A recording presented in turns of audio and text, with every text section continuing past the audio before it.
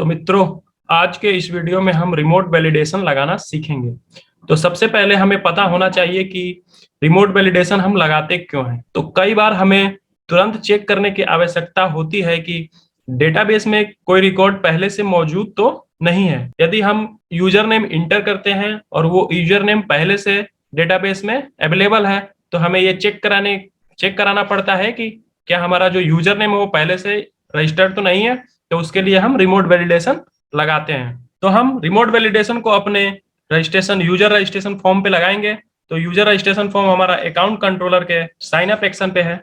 तो हम यहाँ से गो टू व्यू करते हैं। यहाँ इसी पेज पे हम रिमोट वैलिडेशन लगाएंगे। तो सबसे पहले हम अपने प्रोजेक्ट को एक बार रन करके चेक कर लेते हैं।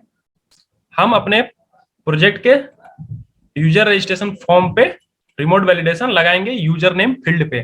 तो जैसे ही हम यहाँ पे जो कोई भी यूजर नेम इंटर करेंगे तो हमें ये वैलिडेट कर देगा और एक एरर मैसेज शो करेगा कि user name is already in use. तो उसके लिए हम चलते हैं अपने कंट्रोलर पे, अकाउंट कंट्रोलर पे। उसके लिए हमें एक एक्शन लिखना होगा, public I action result user name is exit. तो सबसे पहले हम यहाँ पे इसको पैरामीटराइज बनाएंगे, स्ट्रिंग यूजर नेम। तो हम एक डेटा में पहले यूजर नेम को फैच करके देखेंगे कि क्या जो हमने यूजर नेम हमारा यहाँ पे ये मेथड लेकर आया है वो पहले से डेटाबेस में है या नहीं। तो उसके लिए हम क्या करेंगे, कॉन्टेक्स्ट डॉट यूजर्स।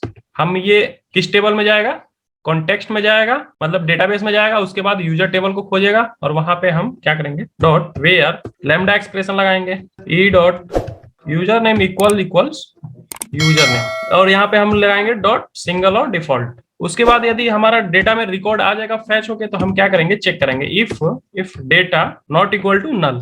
यदि हमारा डेटा नल नहीं है तो क्या करेगा, अंदर घुसेंगे, इफ पार्ट में जाएंगे। यदि नल है तो क्या करेंगे, ट्रू करा देंगे। इल्स में रिटर्न जेसन ट्रू।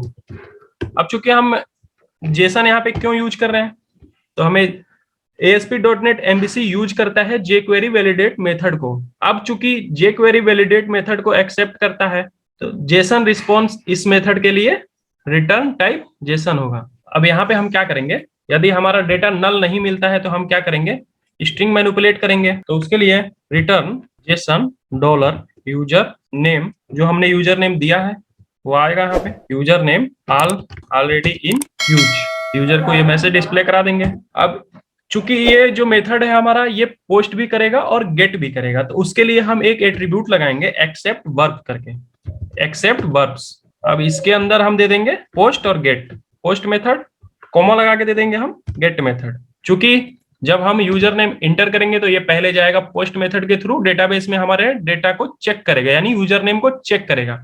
उसके बाद जब उधर से रिस्पॉन्स लाएगा तो वो गेट मेथड के थ्रू रिस्पॉन्स हमें मिलेगा।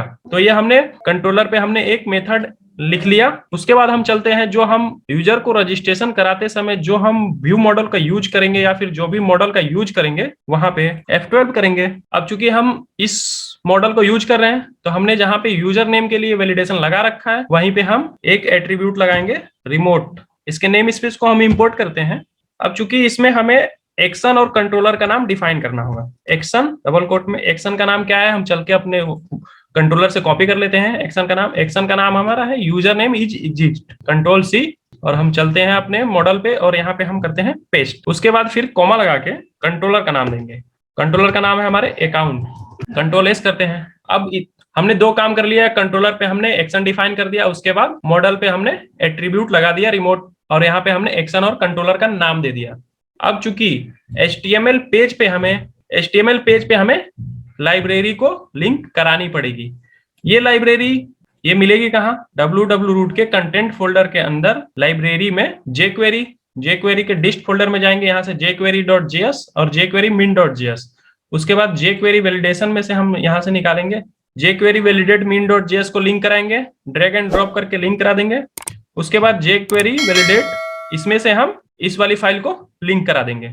यदि ये फाइल नहीं मिलती है तो इसे हम कहां से डाउनलोड करेंगे, तो उसके लिए हम चलेंगे न्यूगेट पैकेज मैनेजर पे, टूल्स, उसके बाद यहाँ जाएंगे न्यूगेट पैकेज मैनेजर पे, मैनेज न्यूगेट पैकेज और सॉल्यूशन। तो यहाँ पे जाएंगे और यहाँ पे हम सर्च करेंगे jQuery वैलिडेशन। तो हमारा यहाँ पे आ जाएगा microsoft.jQuery.uno.butstrip वैलिडेशन, तो हम इसको यहाँ से इंस्टॉल कर लेंगे। उसके बाद हम अपने प्रोजेक्ट को रन करते हैं, हम अपने प्रोजेक्ट को रन करते हैं और चेक करते हैं। क्योंकि हम पहले चेक कर लेंगे कि हमारे डेटाबेस में जो हम यूजर नेम इंटर करेंगे कौन कौन सा यूजर नेम है, तो हम ऐप सेटिंग डॉट जेसन में जाएंगे और यहाँ पे चेक करेंगे कि जो हमारा डेटाबेस है वो कौन सा यूज हो रहा है। तो हमारा डेटाबेस एम्प्लॉय डीबी नाम का यूज हो रहा है, तो हम चलेंगे व्यू पे और हम अपने सर्वर एक्सप्लोरर पे जाएंगे और यहाँ पे हमारा जो डेटाबेस है एम्प्लॉय डीबी, इसको एक बार रिफ्रेश करते हैं और जो टेबल हमारी यूज हो रही है उसको हम चेक करेंगे कि कौन सी टेबल यूज हो रही है। तो अकाउंट कंट्रोलर पे हम ये कहाँ से चेक करवा रहे हैं, डेटाबेस के अंदर यूजर नाम की टेबल है, वहां से हम यूजर नेम को फाइंड कर रहे हैं। तो हम चलेंगे और यूजर टेबल के सोर्ट टेबल डेटा करेंगे। अब यहाँ पे हमारा यूजर नेम RST9454 पहले से रजिस्टर्ड है, तो इस नाम का यदि यूजर नेम हम इंटर करते हैं तो तुरंत हमें एरर मैसेज डिस्प्ले होगी, यदि यूजर नेम पहले से डेटाबेस में रजिस्टर है तो हम रन करते हैं प्रोजेक्ट को और चेक करते हैं कि क्या सही वर्क करता है या नहीं। तो हम अपने प्रोजेक्ट के साइन अप बटन पे क्लिक करते हैं। उसके बाद हम यहाँ पे तो जैसे हम यहाँ पे यूजर नेम इंटर करते हैं, यदि जो हमारा डेटाबेस में यूजर नेम है पहले से, डेटाबेस में हमारा ये नाम का पहले से यूजर रजिस्टर्ड है, यूजर नेम पहले से रजिस्टर्ड है, तो हम इसी नाम को पहले रजिस्टर करके चेक करते हैं कि क्या हमारा रिमोट वैलिडेशन है प्रॉपर वर्क कर रहा है या नहीं। तो हमारा RST9454 इंटर करते हैं। उसके बाद जैसे ही इस टेक्स्ट बॉक्स का इवेंट चेंज होगा, यानी जैसे ही हम इस टेक्स्ट बॉक्स से बाहर क्लिक करेंगे तो वो जाएगा डेटाबेस में चेक करेगा और हमें ये एरर मैसेज डिस्प्ले हो जाएगा, user name this already in use. अब हम चेक करते हैं कोई दूसरा यूजर नेम डाल के कि क्या वो प्रॉपर वर्क कर रहा है या नहीं। तो हम दूसरा यूजर नेम डालते हैं, सुनील 121। देखिए अभी तक कोई वैलिडेशन मैसेज नहीं आई। तो अब